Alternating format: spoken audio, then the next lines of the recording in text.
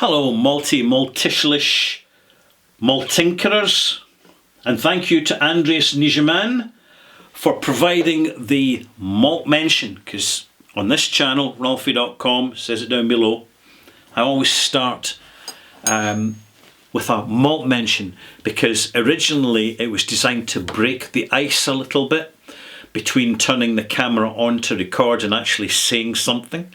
Because when you're starting your own YouTube channel, what happens is you start press record and then you go and you stall and you don't know what to say, and therefore you need your opening line. And as soon as you just automatically rattle off your opening line, everything else just kind of starts to flow. It's rather like kick-starting the engine, and then it will rev up and then it will get going. And it's the same with the content of a YouTube channel such as mine. And I could have kept it simpler, but I quite enjoyed the opportunity for just a little bit of basic interaction here, a little bit of connectivity. And Andreas is a very regular contributor to the Malt Mentions, so thank you, Andreas. And this is Ralphie Review 981 Extras. Extras means I'm giving extra content over and above a specific single malt whisky review. Now, I've just reviewed Glenfarclas 15-year-old. I gave it 84 out of 100. That's a malt mark. It's a good malt mark. It's an opinion. It's what I think of it. It's how I rate it in context to all other single malts from Scotland and increasingly from the world. And, excuse me, before I reviewed this, I'm getting some rose water out of this now. Didn't really spot that one before, probably because I've added a little less water than usual. Quick passing tip, I'll do a proper extras in this sometime. See, when you're adding water to your whisky, never add it all at once. Just add it gradually. You can start up with just a few drops. You can always add water to whisky gradually until you get that pitch perfect moment, because it needs time and it takes time. And there's no point in saying, well, hang about, Ralphie, you don't have to add water, because the experts in the industry have bottled at 40%, which is just the absolute pitch perfect strength all whisky should be, because that's what the brand ambassador told me. And that means you don't have to add water. And why are you adding waters to dilute it down, and you seem to be getting all these extra flavours? Well, for the simple fact is, when water is added to dilute whisky, it chases off flavours. Flavours evaporate. That's why bottling plants always smell lovely. They smell more whiskyish than a distillery does. Because when whisky's diluted with water, from cask strength to bottling strength, it weakens the ability of the alcohol to hold on to the complexity of flavour, and therefore some is lost. But there's no point in us starting in cask strength whisky, because we're doing things the wrong way around. We've got to build up slowly and gradually. We've got to practice with patience, persistence and perseverance, the 3 Ps. And there's a P that we've got to avoid, and it's called pished.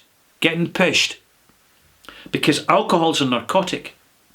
And I want to tell you about my drinking habits. And I'm going to start off by saying, in the old days, I was quite happy in my early 20s to get pished. As a student, I'd have a bottle of wine for starters, then I'd be on to rum and cokes until I get sick of coke, and it was rum and soda. I really enjoyed rum and soda. But then I moved on to rum and tonic water, which I enjoyed the most. I preferred it to gin and tonic, rum and tonic, British rum and tonic.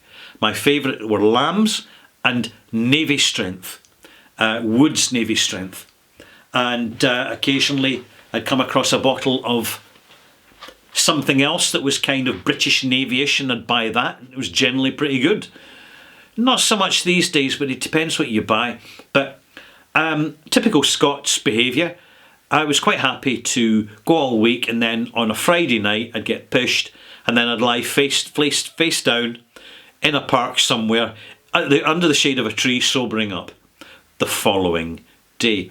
When I started my job and when I was getting a bit more experience of life, and bear in mind the culture then was that it was perfectly okay to get pushed.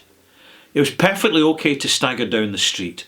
It was perfectly okay to make inappropriate comments or inappropriate actions or groping in public transport, all these things, because people had a tremendous tolerance for those consuming alcohol. And do you know what they'd say? Oh, he'd be different when he's sober. It's just the alcohol talking, not him. So they actually separated the intoxicated person from their actions, which in retrospect is the wrong thing to do. People do have responsibility, particularly if they're drink driving.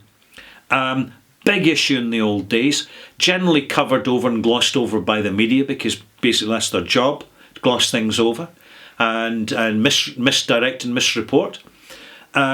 It's just the way of the world. And so the whole issue of alcohol abuse, which is still rife within British culture.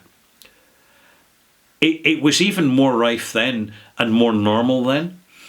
And the sensible ones, including myself, the way we moderated it was to keep a distance from it. In other words, I'll be drinking at a pub, so I'll have no alcohol in my student residences or in my flat. And therefore, I can keep it at a distance. I can keep the alcohol intoxication thing at a distance. And I realised, of course, having a responsible job, I was managing a restaurant then. It was a bit stressful because I didn't have full control of the situation. I was starting to drink a bit more. And at this point, I was spending longer in the pub and socialising a wee bit more in the pub and getting to know people a bit more in the pub. And then I'd join into their drinking pace and their drinking, so we came into rounds rather than just buying myself a drink. So at that point, I was drinking more heavily, pints, rum and tonic, and the occasional single malt in a bar. And then I ran out of rum. And I replaced it with a bottle of Bunahab, 12-year-old I'd been given. And then gradually, as the bottle went down, I started replacing the tonic water with just small amounts of water and drinking it neat, drinking out a tumbler, neat. In the summer I'd put in a block of ice, and then even that I'd fish it back out again because I could see it was closing down the flavours. And Bunahab and back then, although it was 40% chill filtered and all the rest of it, really good casks, really good single malt. But when I got more involved in the whisky scene, in whisky clubs, in whisky festivals, I realised I had to pace things more carefully. And this is what I recommend you do. Find out what works for you.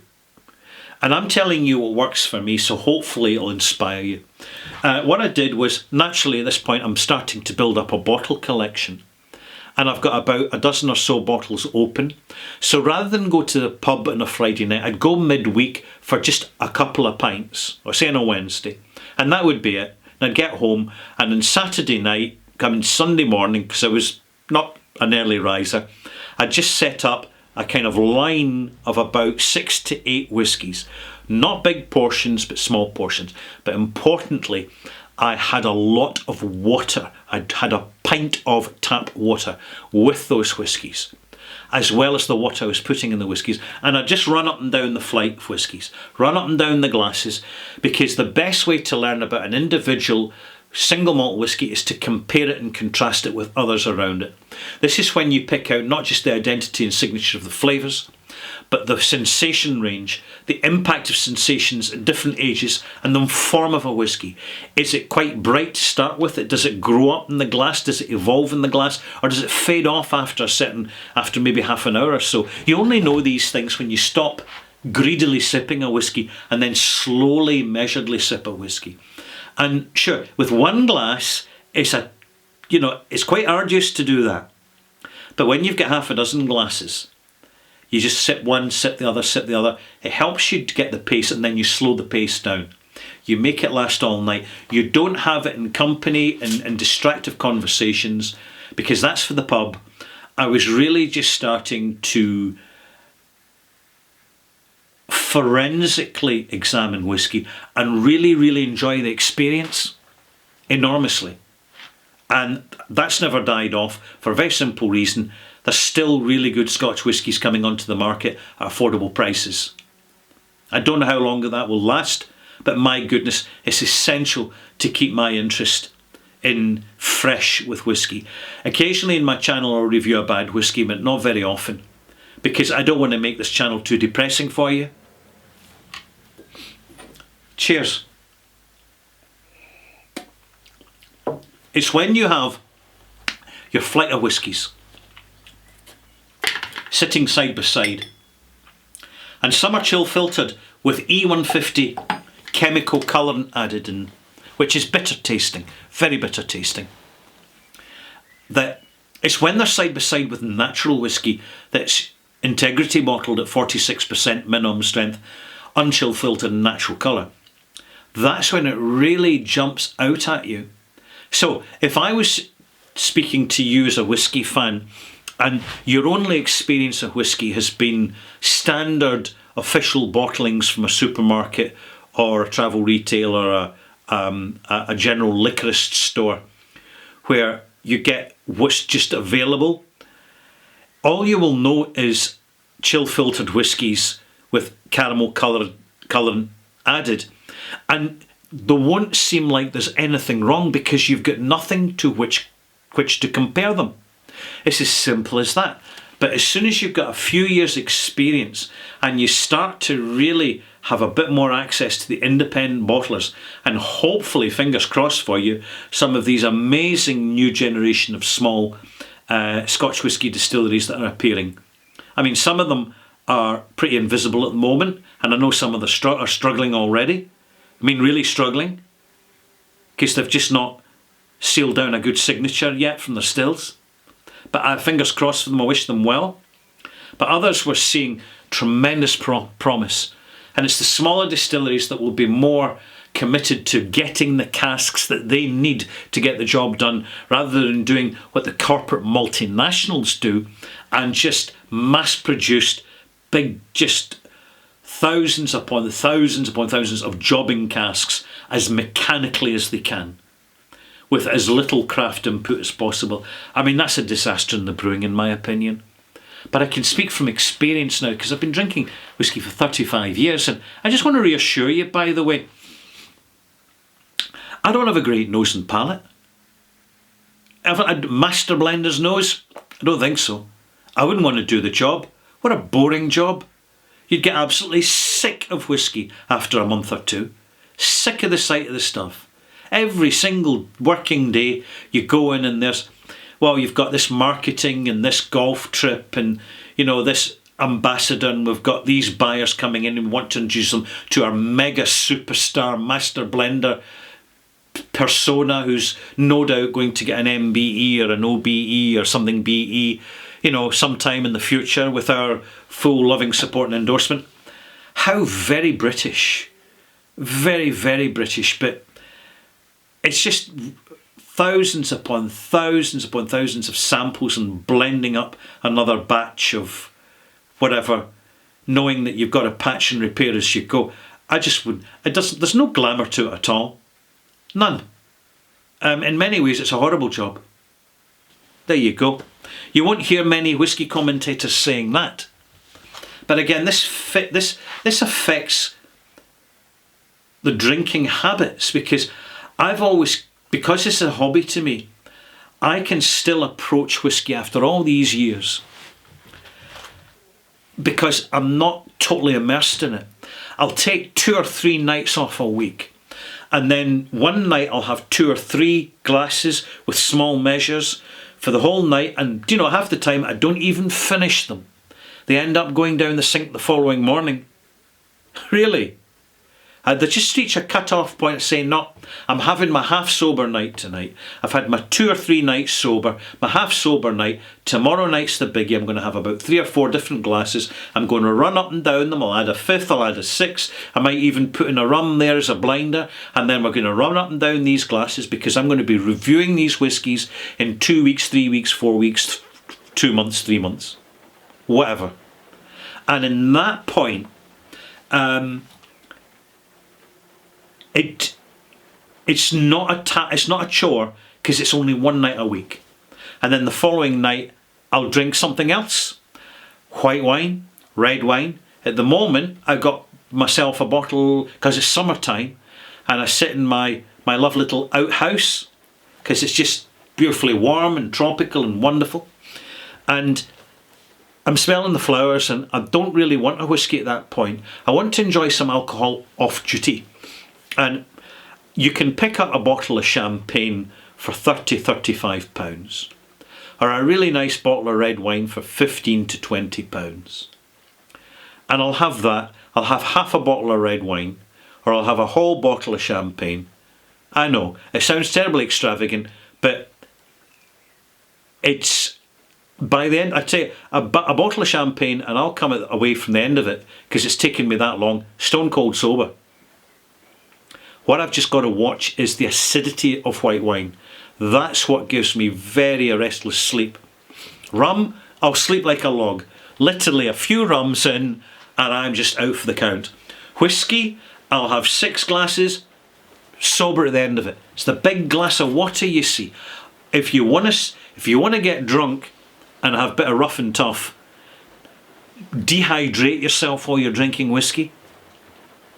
Take your milk thistle to help your liver recover. This is very important. Milk thistle, you'll find it in eBay and Amazon or wherever.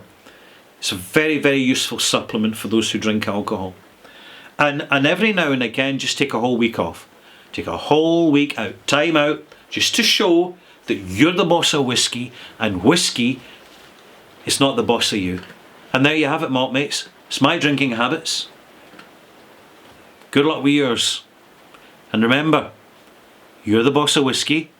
Don't let whiskey, bourbon, rum, rye, whatever, be the boss of you. Because it's always a very bad boss.